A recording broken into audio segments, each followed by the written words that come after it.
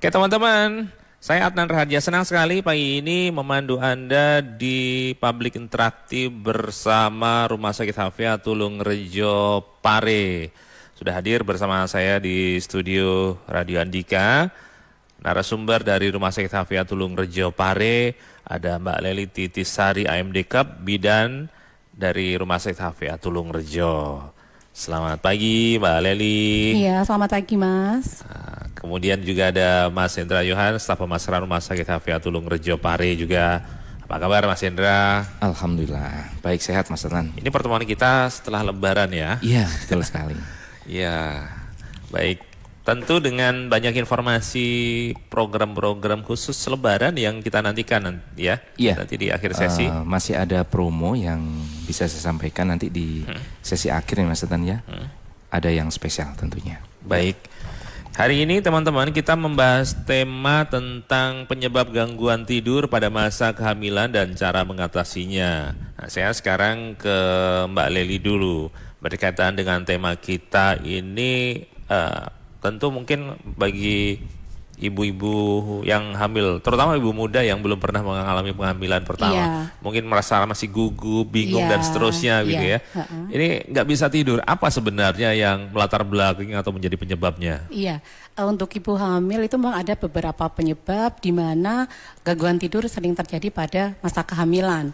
Ada beberapa, salah satunya adalah seperti sistem pencernaan, di mana kehamilan dengan sistem pencernaan otomatis pasti akan terjadi hambatan, di mana nanti untuk asupan nutrisinya itu pun akan mengalami gangguan.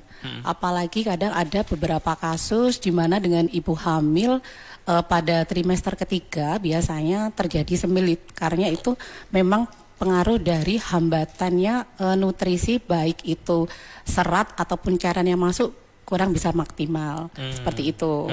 Ya. Terus lagi nanti ada juga faktor, salah satunya adalah posisi tidur, di mana posisi tidur itu juga mempengaruhi gangguan tidur pada masa kehamilan. Karena semakin besarnya bayi, secara otomatis kenyamanan ibu pun juga akan terganggu.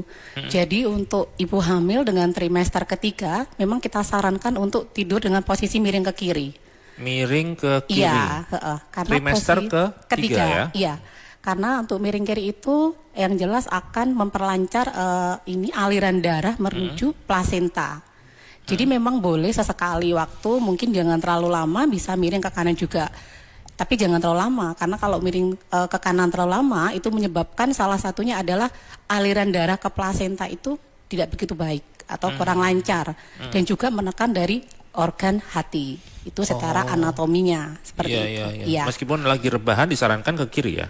Kalau rebahan dengan sudah trimester ketiga yang pasti akan kesulitan. Iya, mungkin bisanya miringnya ke kiri itu yang disarankan, atau mungkin ke kanan sesekali. Untuk kehamilan yang kecil mungkin bisa rebahan tapi tidak bisa terlalu lama, seperti itu. Iya. Iya. Ya, Terus nanti ada juga ini yang ketiga adalah biasanya itu terjadi masalah mimpi buruk pada saat malam hari. Tapi tidak semua ibu hamil mengalami mimpi buruk. Kenapa itu? Iya, biasanya terjadi pada ibu hamil yang pertama dia hamil atau pada trimester yang ketiga. Biasanya itu dia merasa cemas karena pada saat sudah trimester 3 itu kan seperti apa persalinan, bagaimana rasa nyerinya, proses persalinannya seperti apa, atau tanda-tanda persalinan seperti apa, seperti itu akhirnya membuat ibu hamil itu merasa cemas dan tidak bisa nyaman pada saat tidur. Oh, sampai terbawa ke tidur ya? Iya, karena kan Kepanikan mendekati, itu ya? Iya betul, mendekati proses persalinan sehingga pasti ada rasa kecemasan tersendiri. Iya, seperti itu. Jadi kita sarankan kalau misalnya memang pada malam hari kesulitan untuk tidur, sebaiknya pada saat jam-jam siang hari ada waktu istirahat digunakan untuk istirahat. Iya, seperti itu. Supaya malamnya juga nggak, akhirnya kualitas tidurnya nanti bisa mencukupi, seperti itu. Idealnya berapa lama ya tidur dalam satu hari untuk ibu hamil? Biasanya sekitar 6-8 jam sudah bagus itu. Iya, dimulai dari jam 9 malam itu sampai nanti bangun sekitar jam 7 atau jam 6 sudah bagus. Apakah aktivitas berat itu juga berdampak pada mimpi buruk tadi ya? Bisa, kalau aktivitas berat terlalu lama akhirnya kan mereka kelelahan, itu yang terjadi. Pada saat kelelahan biasanya nanti untuk siklusnya dia tidur merasa badannya capek-capek, lelah, akhirnya kan nanti tidak bisa untuk tidur secara optimal, secara nyenyak seperti itu. Gitu Iya. ya. Ada juga salah satunya adalah kram kaki. Jadi tidak Oh, menutup, iya. tidak menutup kemungkinan. Sering itu ya. Iya, kram kaki itu terjadi pada pagi hari saja, tapi bisa juga pada malam hari pada saat sedang tidur seperti itu. Jadi kalau pada saat sedang tidur itu karena memang pada saat ibu hamil itu pasti terjadi kelelahan pada otot bagian daerah kaki dikarenakan adanya penambahan berat badan dari ibu hamil. Salah satunya itu, dan juga aliran darahnya itu yang mengalir ke pembuluh darah kaki juga membesar sehingga terasa kesemutan atau kram. Ya, jadi nanti salah satu caranya bisa juga nanti pada saat terjadi kram bisa dipijat secara perlahan-lahan atau bisa juga nanti direndam dengan air hangat kakinya yang merasa kram itu, atau misalnya memungkinkan bisa juga nanti dibuat jalan-jalan sebentar beberapa menit sampai dengan kramnya hilang. Salah satunya Itu cukup seperti membantu itu. ya. Iya. Biasanya ibu hamil juga ada keluhan sering sakit gigi ini Mbak Leni. Iya. Itu apa yang terjadi sebenarnya? Itu beda lagi, itu mungkin kalau sakit gigi itu karena salah satu faktornya adalah sensitivitas giginya. Jadi saraf-saraf di gigi kan memang berbeda dengan sebelum dia hamil. Jadi mungkin dia makan manis yang biasanya pada saat hamil itu tidak terlalu sensitif, kemudian pada saat hamil ada beberapa hormon yang menyebabkan sensitivitas pada gigi, akhirnya merasa giginya sakit seperti itu. Jadi solusinya memang nanti bisa juga dengan menggunakan pasta gigi yang tidak terlalu berasa. Kan ada itu yang salah satu produk yang memang tidak ada rasanya itu ada, bisa digunakan. Nanti menyekatnya juga harus pelan. Karena pembuluh darah sekitar gigi pada saat hamil pasti melebar. Takutnya nanti kalau terlalu keras sikat giginya akan pecah pembuluh darahnya. Oh, Iya. sampai segitu ya. Iya.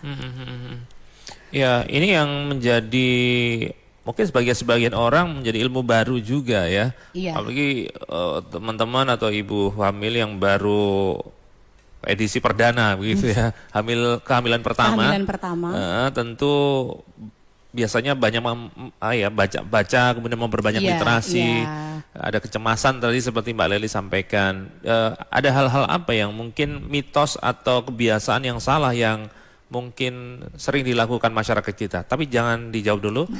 Kita ikuti pesan dulu. Nanti kita akan lanjutkan perbincangan kita di Public Interaktif bersama Rumah Sakit Hafia Tulung Rejo Pare.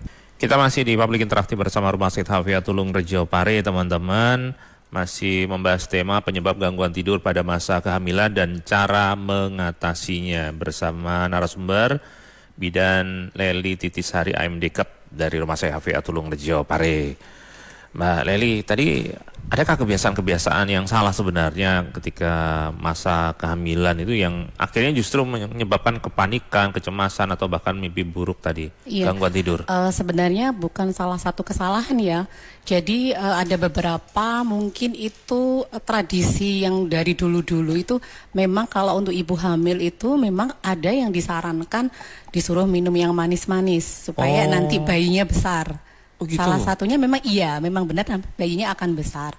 Akan tetapi nanti berdampak kalau terlalu banyak itu juga berdampak terhadap kesehatan ibunya. Akhirnya nanti yang kita khawatirkan menjadi salah satu penyakit seperti diabetes seperti itu.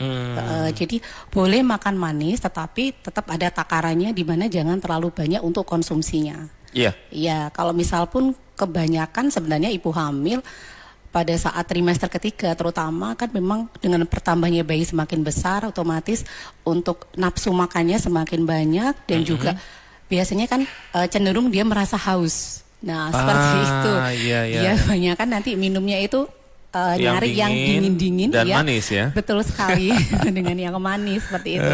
Sebenarnya tidak apa-apa, boleh-boleh saja, yang penting tidak berlebihan, tetap ada takarannya seperti itu. Kecuali kalau ibunya memang sudah ada riwayat diabetes sebelumnya atau mungkin keluarga ada riwayat diabetes sebelumnya, memang kita sarankan sebaiknya jangan. Kecuali dibatasi minum, ya. Menurut saya jangan aja. Jangan. Jadi boleh minum yang dingin tetapi jangan ada rasanya. Jadi cukup air putih aja. Oh, air putih dingin saja ya? Iya betul, seperti itu.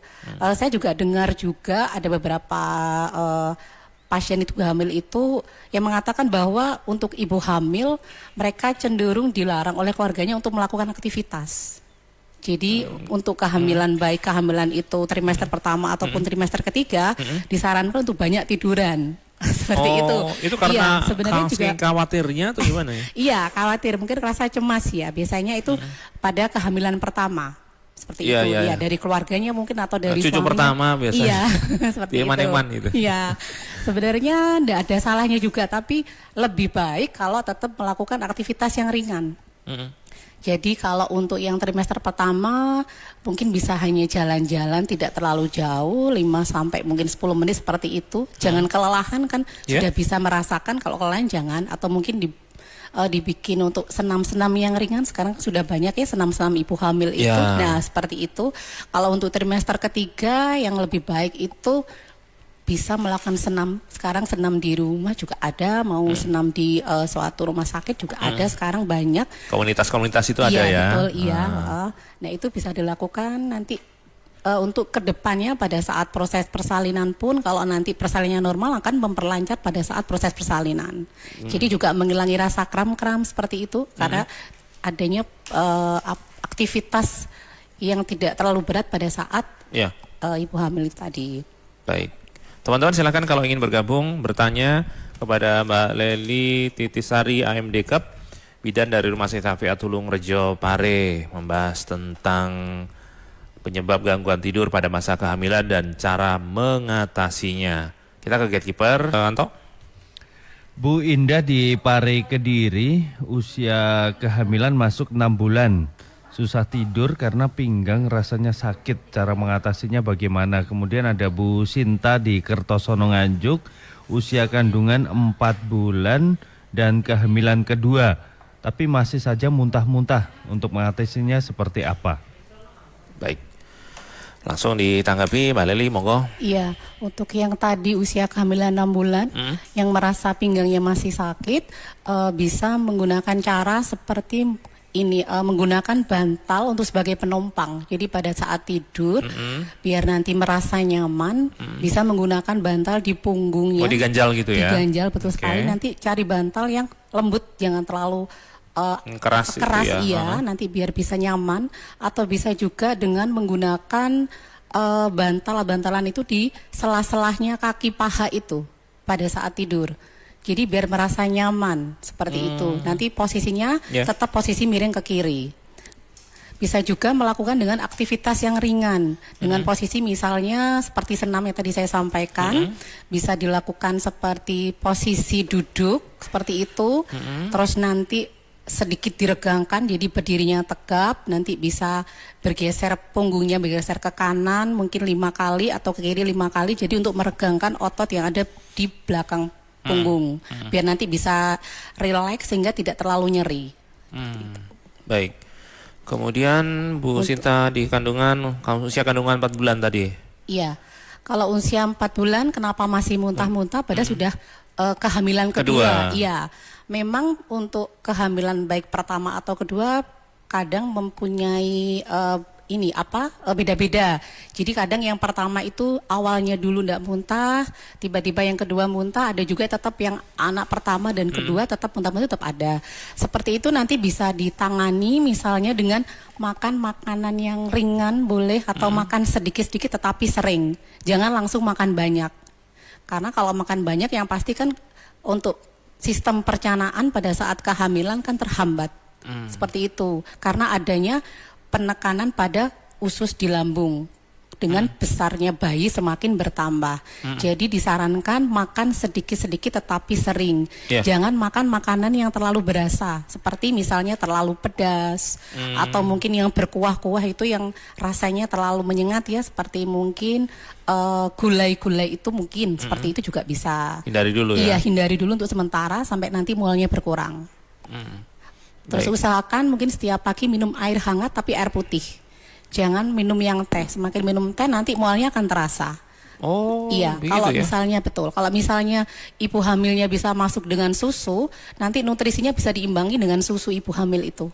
Nanti minum yang hangat saja seperti itu. Kalau yang biasanya kan ada yang sebagian yang nggak bisa masuk atau minum susu, Iya. ada yang normal-normal saja. Iya, Itu kenapa sebenarnya? Nggak apa-apa sih, itu kan tergantung dari salah satunya psikis ibu juga. Yang pertama, yang kedua memang karena hormon. Jadi itu fisiologis. Iya.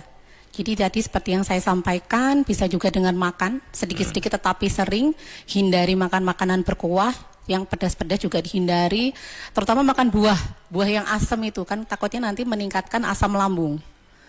Boleh hanya misalnya kalau mau memang kadang ibu hamil kan unik ya, jadi kadang suka makan yang yang asam-asam. asam-asam, iya. Atau yang ngidam gitu ya, Iya, Mbak betul. Leli?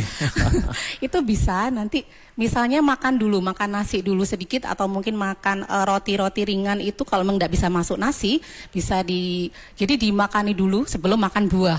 Jadi usahakan perutnya itu ada makanan yang berat-berat dulu sebelum makan buah yang seperti buah-buah asam itu, Ya. baru nanti bisa seperti itu. Nggak perut kosongan gitu Iya, ya? seperti itu. Iya, iya. Apakah juga porsinya juga ada pembatasan ya?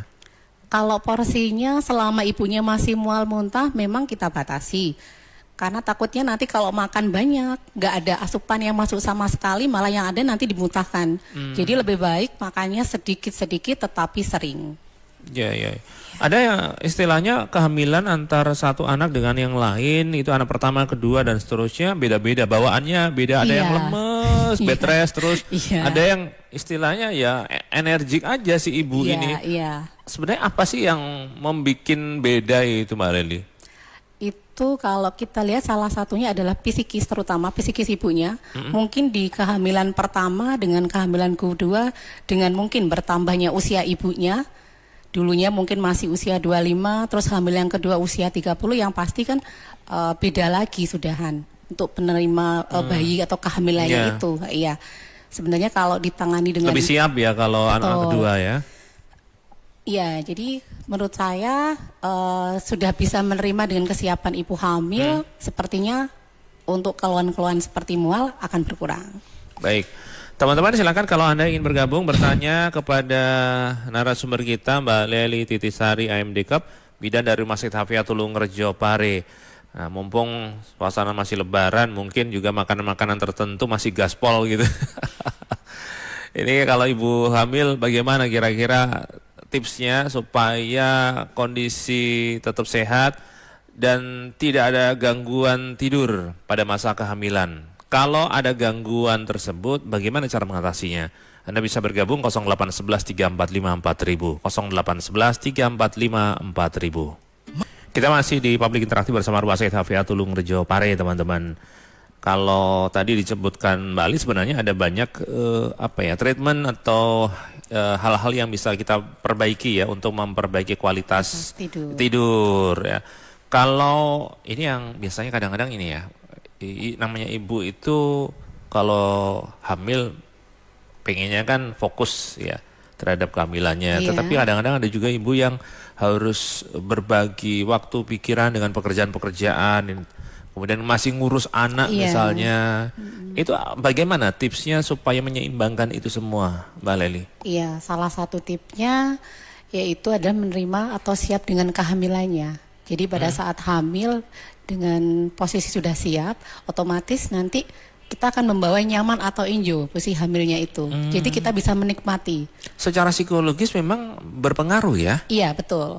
Kalau ibu hamilnya itu misalnya sudah siap dan merasa enjoy dengan kehamilannya, mau melakukan pekerjaan berat pun juga tidak ada masalah seperti itu. Jadi walaupun merasa lelah dan bagaimanapun dengan kondisinya saat itu, yang pasti nanti akan dibawa santai, dibawa enjoy. Jadi dinikmati seperti itu.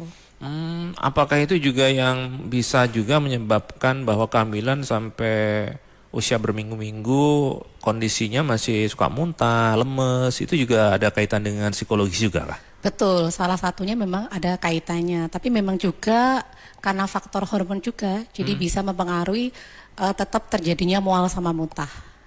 Tapi memang kalau sudah ada kesiapan secara psikisnya, secara otomatis, misalnya nanti dia mual atau dia muntah, pasti nanti ada solusi lainnya seperti bawa makanan kecil atau bawa yang ringan-ringan atau mungkin bisa bawa air yang hangat untuk mengirangi rasa mualnya. Seperti itu. Disebutkan tadi kalau untuk yang sering mual kondisinya mungkin terganggu ya secara kualitas tidurnya. Iya. Makan sedikit tapi banyak. Makanan ini seperti apa yang disarankan, Mbak? Kalau makan makanan semua bisa dimakan kecuali kalau memang ibunya ada alergi makanan baru jangan dimakan. Jadi misalnya kalau misalnya makan pakai nasi harus ada nanti proteinnya, misalnya nanti ada telurnya, ada ayamnya, nggak usah terlalu banyak, cukup hanya misalnya telurnya separuh seperti itu atau mungkin ayamnya hanya setengah. Yang penting asupan nutrisi yang pada saat dia makan itu tercukupi, baik untuk ibunya ataupun untuk bayinya. Baik, teman-teman kalau ada pertanyaan yang ingin diperdalam atau mungkin dari pengalaman Anda sendiri bisa sharing di 0811 3454 000, 0811 3454 000. Ya, Mbak Leli silakan ditanggapi pertanyaan masuk tadi Mbak Riris di Kediri dan Mbak Rizka Blitar. Iya. Pertanyaan Mbak Riris dan Mbak Rika sebenarnya hampir sama ya jawabannya. Untuk yang Mbak Riris tadi usia 8 bulan susah tidur baik mau tidur miring kanan atau miring kiri itu pasti. Karena memang tidak nyaman dengan bertambahnya berat bayi semakin besar, otomatis memang tidak nyaman ya mau tidur miring kanan atau miring kiri. Tapi tetap kita anjurkan untuk tidurnya tetap posisi miring ke kiri. Itu harus tetap. Karena kan sudah saya jelaskan tadi dari awal bahwa miring kiri itu bisa untuk aliran darah plasenta itu dia lebih baik. Karena juga tidak ada penekanan pada organ hati. Jadi gini, bisa juga nanti tetap tidurnya miring kiri tapi bisa diselingi dengan sesekali tidur miring kanan atau dengan menggunakan bantal yang agak banyak pada saat tidur jadi agak setengah tidur posisinya seperti itu. Jadi dibuat senyaman mungkin. Seperti itu. Iya. Terus tadi yang Mbak yang tanya untuk aktivitas, untuk aktivitas itu apa yang boleh dan apa yang tidak dilakukan. Kalau aktivitas bisa nanti dengan senam hamil. Dilakukan. Jadi menggunakan teknik-teknik yang ringan saja. Misalnya di rumah tadi bisa seperti posisi duduk itu kakinya mau diluruskan bisa atau mungkin kakinya seperti dilipat itu juga bisa. Jadi diregangkan mulai dari punggung tangan juga kepala itu diregangkan juga boleh. Terus kalau untuk konsumsi herbalnya saran saya bisa minum dengan air hangat. Kalau untuk yang herbal lainnya saya belum menyarankan. Mungkin misalnya minum jahe boleh, air jahe yang hangat-hangat itu boleh ya? Apa? Iya, tapi jangan terlalu banyak seperti itu. Iya, kalau herbal yang lainnya menurut saya jangan, jadi lebih baik pakai yang air putih hangat saja. Kalau senam kehamilan itu sebenarnya bisa dilakukan saat usia kehamilan berapa sampai berapa, Mbak? Senam hamil. Itu trimester 2 sudah boleh, tapi nanti yang ringan-ringan. Nanti ada beberapa step-stepnya di mana nanti senam hamil itu ada misalnya kehamilan sekian nanti yang dilakukan apa itu ada atau nanti trimester ketiga senamnya seperti apa juga ada. Iya, sekarang ada ya banyak misalnya kita lihat di YouTube sekarang juga ada seperti itu, ada. Sampai mendekati proses persalinan. Ya? Iya. Ada yang bilang bahwa mendekati proses persalinan ketika hamil besar itu diperbanyak jalan kaki atau olahraga, itu apakah benar Mbak sebenarnya? Iya, itu kadang-kadang suruh ngepel segala macam itu sebenarnya benar nggak sih? Itu salah satunya nanti pada saat proses persalinan, jadi lebih mempermudah karena kepalanya sudah turun. Tujuannya seperti itu, dibuat untuk jalan-jalan supaya kepalanya nanti cepat masuk ke dalam panggul, sehingga nanti pada saat proses persalinan akan mempermudah. Dan juga nanti tidak akan terjadi kram pada saat proses, kan ada pada saat proses persalinan tiba-tiba kram kaki seperti itu ada. Jadi mengurangi kram-kram kaki seperti itu, merelaksasikan otot-otot. Baik, nanti kita lanjutkan sesaat lagi teman-teman, masih bersama dengan tim dari Rumah Sakit Hafia Tulung Rejo Pare. Mbak Leli, adakah pesan untuk teman-teman yang mengalami gangguan tidur saat mengalami kehamilan ini ya?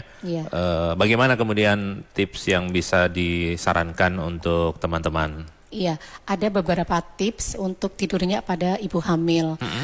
Salah satunya adalah sebelum tidur mandi dengan air hangat, tapi jangan terlalu panas. Itu juga nanti bisa menggunakan sabun mungkin yang beraroma melati atau lavender sehingga nanti menyegarkan tubuh, sehingga tubuh juga bisa rileks dan nanti akan membuat ibu hamil tidur dengan nyenyak. Itu salah satunya. Kemudian yang kedua adalah cari posisi yang nyaman pada saat tidur. Karena semakin besarnya bayi yang jelas pasti akan tidak nyaman. Jadi yang saya sarankan tadi adalah tidur miring kiri untuk trimester yang ketiga. Ya seperti itu. Nanti kalau misalnya sekali waktu karena lelah tidur miring kiri, bisa juga miring kanan ataupun terlentang, tapi hanya sebentar saja. Memang tidak nyaman kalau udah trimester ketiga ya. Terus kemudian yang saya sarankan lagi adalah hindari makan pada saat menjelang mau tidur. Untuk ibu hamil Makan kan berat untuk, maksudnya ya? Iya. Atau ngemil-ngemil dikit gak apa-apa? boleh. Jadi nanti untuk sebelum tidur sarannya makannya 1 jam sebelum tidur. Nanti bisa diselingi dengan makan makanan ringan seperti mungkin biskuit atau bisa juga nanti dengan minum susu hangat. Iya, nanti boleh. kalau pada saat mau tidur terlalu kenyang yang pasti nggak akan nyaman untuk tidur. Akhirnya terjadi gangguan di tidur ibunya dan juga nanti kualitas tidurnya pun juga akan terganggu. Ya, seperti itu. Bisa juga dengan latihan menarik nafas. Pada saat mau tidur, jadi nanti luangkan waktu kurang lebih 1 atau 3 menit, nanti cari posisi yang nyaman, misalnya bisa posisi berbaring, atau mungkin posisi duduk juga boleh, atau posisi miring juga boleh, nanti dilakukan dengan cara menarik nafas, kemudian mengeluarkan nafas, jadi supaya nanti rileks juga, mulai dari pikiran dan juga nanti badannya. Sehingga nanti juga salah satu meningkatkan kualitas tidur ibu sehingga tidur ibunya bisa nanti nyenyak. Ya, kemudian lakukan aktivitas yang menyenangkan.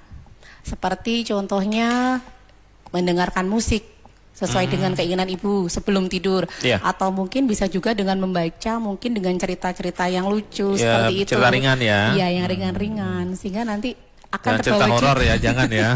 Nanti mimpi buruk lagi. Kalau terbiasa nanti lihatnya horor mungkin tidak apa-apa ya. Termasuk juga jangan nonton film-film yang membuat akhirnya secara psikologis kita juga terbebani ya. Betul. Cari aja yang mungkin yang kebanyakan sekarang kebanyakan lihatnya drama-drama ya, drama-drama yang Korea fun atau intinya sebagainya. begitu ya. Iya, seperti itu aja. Nanti kan juga pada saat tidur pun juga akan merasa rileks seperti itu. Kemudian juga kurangi asupan cairan pada saat mau tidur. Ini seringkali terjadi pada semua ibu hamil terutama. Biasanya tiba-tiba terbangun pada malam hari karena ingin buang air kecil. Jadi saran saya sebelum tidur itu minum dulu, enggak apa-apa 1 jam, minum dulu baru nanti tidur. Atau setidaknya nanti asupan cairannya nanti dilengkapi atau kebutuhan cairan nanti diseimbangkan dengan pada saat pas sore hari. Jadi bukan pada saat pas mau tidur. Untuk ibu hamil itu kan minimal kurang lebih 3 liter per harinya. Jadi nanti asupannya itu dicukupi pada saat sore hari sebelum tidur, sehingga nanti ibu hamil pada saat tidur tidak akan mengganggu kualitas tidur dengan tiba-tiba bangun ke kamar mandi untuk buang air kecil. Nah, itu. iya. Banyak tips itu, yang tinggal bagaimana mempraktikkannya ya. Iya.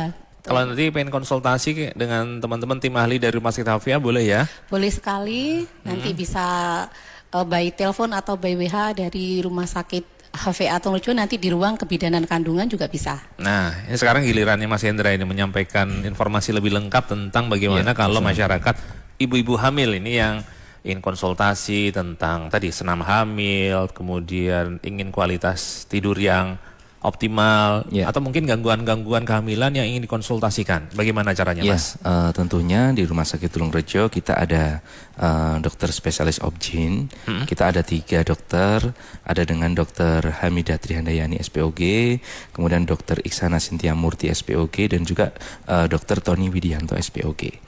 Beliau praktek di Rumah Sakit Tulungrejo setiap hari Senin sampai dengan Sabtu, ada di jam pagi, siang, malam juga ada.